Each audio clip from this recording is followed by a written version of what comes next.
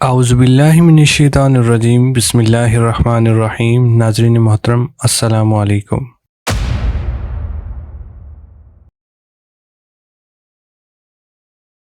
ناظرین اکرام، ایک دفعہ کا ذکر ہے کہ ایک بادشاہ سفر پر نکلا اور راستہ بھٹک گیا اور چلتے چلتے کسی ویرانے پہ پہنچ گیا، جہاں ایک جھونپڑی میں رہنے والے شخص نے بادشاہ کو خوش آمدید کہا۔ وہ غریب شخص یہ نہیں جانتا تھا کہ یہ بادشاہ ہے، لیکن مسافر سمجھ کر بادشاہ کی خوب خدمت کی اور اسے رات بھر رہنے کی اجازت دی۔ بادشاہ یہ دیکھ کر بہت خوش ہوا اور رات وہیں سو گیا۔ صبح جب بادشاہ جانے لگا تو اس نے اپنی انگلی سے انگوٹھی اتار کر کہا، تم مجھے نہیں جانتے ہو، میں بادشاہ ہوں۔ یہ انگوٹھی اپنے پاس رکھو، جب کبھی کوئی ضرورت ہوگی ہمارے محل میں آ جانا۔ دروازے پر جو دربان ہوگا اسے یہ انگوٹھی دکھا دینا، ہم کسی بھی حالت میں ہوں گے وہ ہم سے ملاقات کروا دے گا۔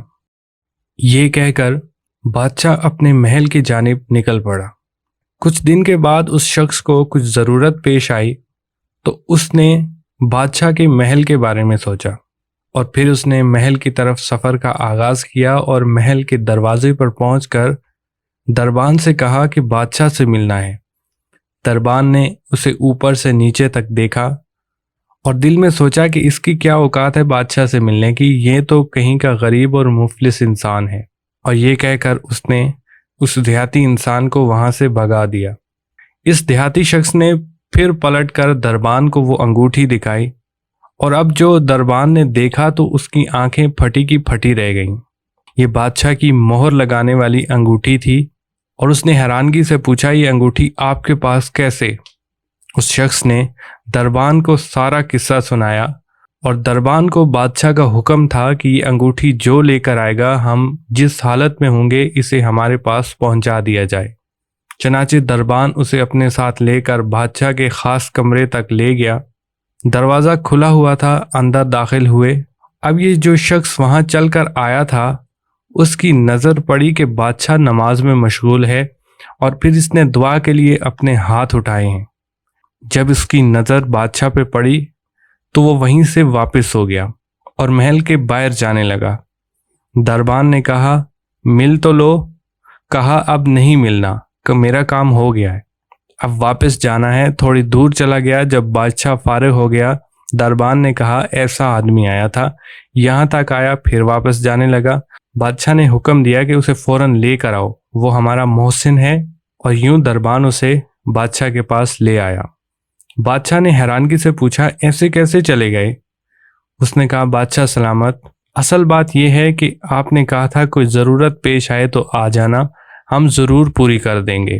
مجھے ضرورت پیش آئی تھی، میں آیا اور آ کر دیکھا کہ آپ بھی کسی سے مانگ رہے ہیں، تو میرے دل میں خیال آیا کہ بادشاہ جس سے مانگ رہا ہے کیوں نہ میں بھی اس سے مانگ لوں۔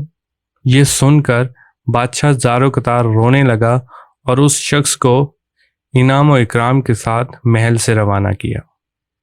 ناظرین اکرام، یہ ہے وہ چیز کہ ہمیں جب کبھی ضرورت ہو، بڑی ہو یا چھوٹی، اس کا سوال صرف اللہ تعالیٰ کی ذات سے کیا جائے۔